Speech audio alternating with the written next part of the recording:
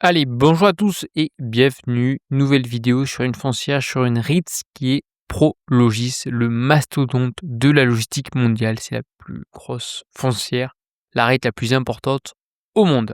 On va commencer par une petite fiche d'identité très rapidement. Donc le ticker PLD, on est sur une très grosse capitalisation boursière qui dépasse les 100 milliards, ce qui est quand même conséquent.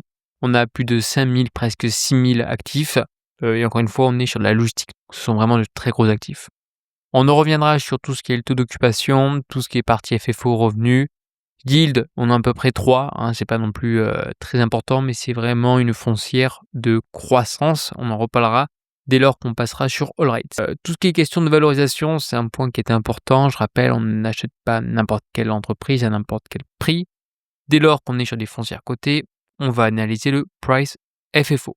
Juste avant qu'on continue, puisqu'à chaque fois je pars direct, mais j'oublie de faire à chaque fois la petite pub, je vous invite à rejoindre Substack. C'est entièrement gratuit à 100%, pas d'inquiétude sur ce point-là. Et en fait, je rédige tout simplement des analyses un petit peu plus poussées que sur mes vidéos. Par exemple, là, je rajoute également des graphiques qui me semblent pertinents à vous mentionner. Et je rentre en détail sur la société. Je peux vous mettre des vidéos en plus que ma vidéo YouTube. Je vous mets des screenshots, toutes sortes de documents et graphiques qui me semblent intéressants à vous partager. C'est entièrement gratuit.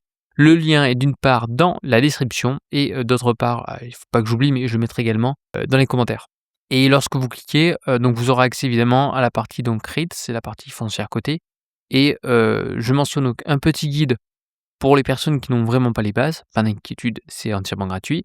Et d'autre part, chaque foncière est répertoriée et c'est par ordre alphabétique. Voilà, la dernière, c'était Big Yellow, par exemple.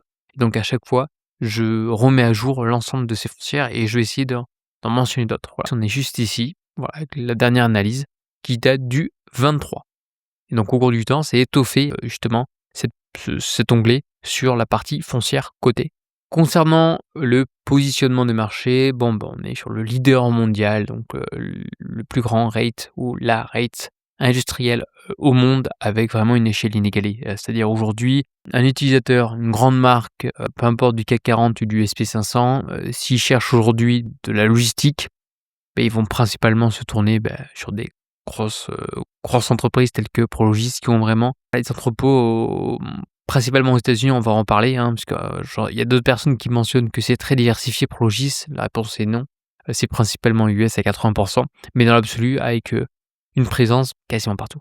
Donc on est dans 20 pays, on va voir, sur 5 continents, et on est sur une stratégie infill, c'est-à-dire focus sur les zones à forte demande et des terrains rares. Le taux d'occupation, il est pas si mal que ça, on a toujours de la croissance. Par action, donc on est à plus 4,5, on va en reparler, pas d'inquiétude.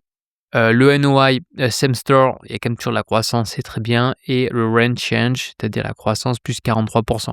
Je rappelle, aux États-Unis, on n'est pas comme en France. Le propriétaire peut, suite à l'échéance d'un bail, d'un contrat pour ceux qui n'ont absolument, qui ne connaissent pas du tout l'immobilier, le contrat entre locataire et propriétaire, on a une possibilité de vraiment de déplafonner pleinement le loyer sans indemnité d'éviction, ce qu'on n'a pas en France. La guidance, elle est pas si mal que ça, on a une croissance entre 3 et 7. La logistique est en train gentiment maintenant de stagner. On a une très très forte croissance, on a une phase plutôt baissière et là maintenant c'est en train de stagner avant de repartir. Stratégie de croissance très simple, il y a 3 piliers. Un, c'est l'emplacement, c'est hyper important, peu importe l'immobilier, c'est un petit peu ma philosophie, on est bien d'accord. Là, ils ont quand même quelques marches de prédilection, comme la partie Californie, comme on a Craigsford, c'est un très beau marché aujourd'hui. C'est 34% du NOI, c'est-à-dire des revenus générés par la foncière. C'est quasiment sur ces 3 marchés. Le deuxième point, le deuxième pilier, c'est le développement.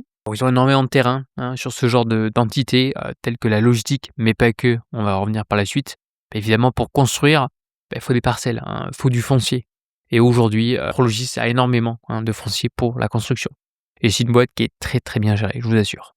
Co-investissement également, il y a une partie de toute stratégie capitale avec des free récurrents, des partenariats et également la gestion pour compte de tiers.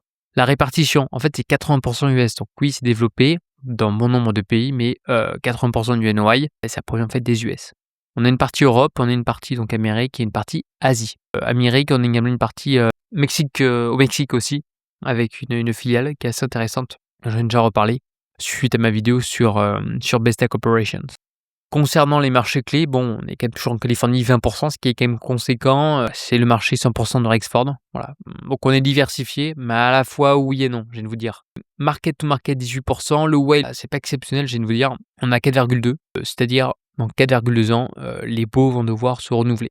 Généralement, lorsque le bail va arriver à échéance, on va le renouveler à un prix supérieur. C'est ce qui se passe souvent. Mais attention, également, dans 4 ans, la situation du marché.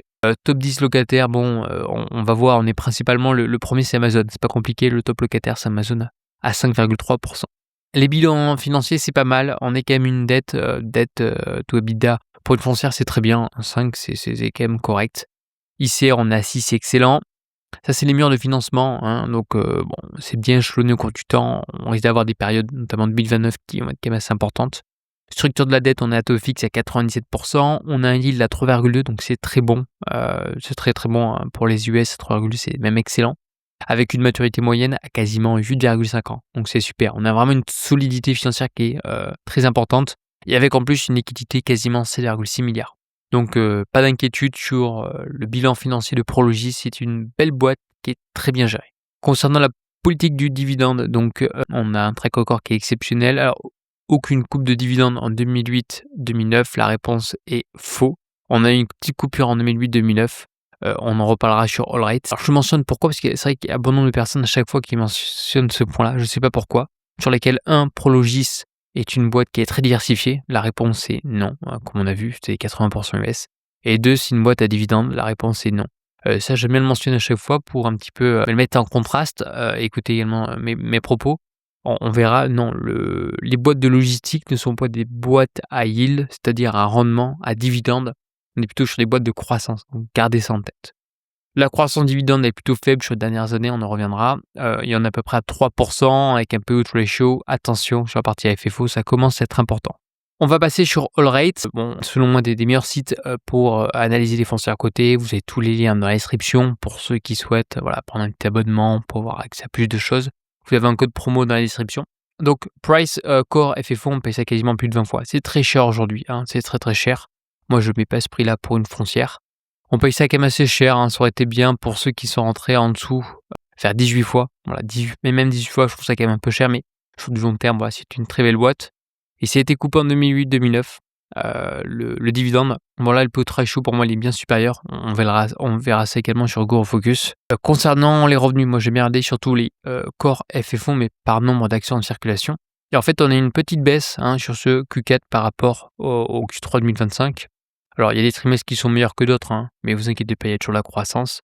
Debt to asset, c'est très bon. ICR, debt to EBITDA, bon, voilà. L'ensemble aujourd'hui, je veux dire, des fondamentaux de cette foncière sont quand même très très bons. Le taux d'occupation, il y a une petite amélioration. Après, encore une fois, on n'a pas accès aux détails du taux d'occupation. Comme vous savez, il y a plusieurs taux d'occupation. C'est-à-dire qu'est-ce qui va être commercialisé mais qui est déjà commandé. Enfin voilà, il y a plusieurs taux. Mais dans l'absolu, voilà, c'est quand même bien géré. Et le lease le plus important, c'est du Amazon, comme mentionné précédemment.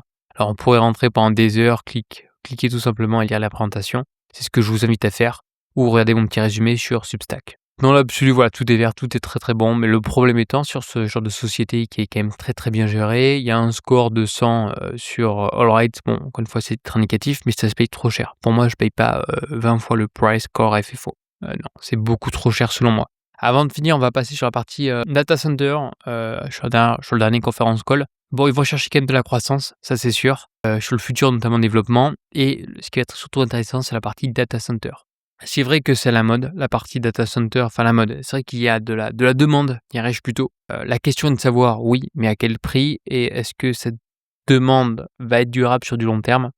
Moi, vous savez que j'aime bien les pure players, les foncières cotées, qui ont une seule classe d'actifs et qui sont vraiment la meilleure sur ce segment de marché.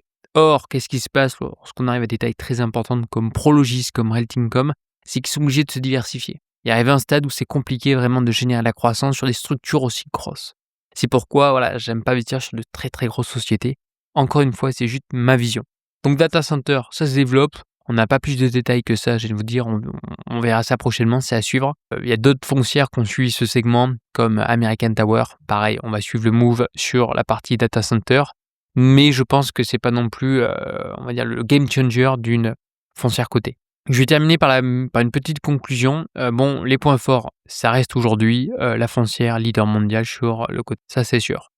Bon, le bilan, forteresse, tous les covenants, bilan est excellent. Bon, on a quand même une explosion de l'e-commerce, ça c'est sûr, plus 20 de nouvelles signatures en 2025 et je pense que ça va continuer. On a une tendance qui est structurelle, qui est positive sur la partie nearshoring, d'où aujourd'hui ma position sur Besta au Mexique. On a un track record de discipline, même en période de crise. Moi, je préfère qu'une foncière coupe son dividende pour repartir avec de bons fondamentaux que garder un dividende et par la suite être en difficulté. Les risques à surveiller, la partie diversification de data center. Attention, c'est un business non prouvé. Après, je pense qu'ils ont vraiment des compétences, donc je m'inquiète pas trop. Mais attention, on a quand même une concurrence qui est quand même prendre depuis de nombreuses années. Equinix, Digital Realty, comme je l'ai mentionné. Le timing qui est hyper important, comme dans ton entreprise, comme dans tout business, le timing, c'est la chose la plus importante. Est-ce qu'on n'arrive pas un petit peu trop tard? J'ai envie de vous dire, on verra ça au cours du temps. Le payout ratio, pour moi, qui est quand même assez important. Attention, le payout ratio, on a quand même peu de marge de sécurité. On a une dilution qui est quand même assez conséquente aujourd'hui, notamment sur 5 ans. Donc attention, tant qu'il y a la croissance par nombre d'actions en circulation, oui, mais attention également à cette dilution. Juste avant, donc la petite synthèse, on est sur une foncière qui est juste fantastique, mais qui se paye cher, d'où sa qualité. Croissance qui est modérée mais qui est solide, 5 à 6 c'est très bien. Ça convient aux investisseurs, je viens de vous dire, qui sont plutôt axés sur de la croissance de long terme. On peut avoir une valeur qui est potentielle avec la partie data center, mais pour l'instant, pour moi, c'est trop cher. Bon, sur ce, n'hésitez pas en tout cas à liker la vidéo, à vous abonner, à me suivre sur Substack, et on se dit à une prochaine. Allez, bye bye.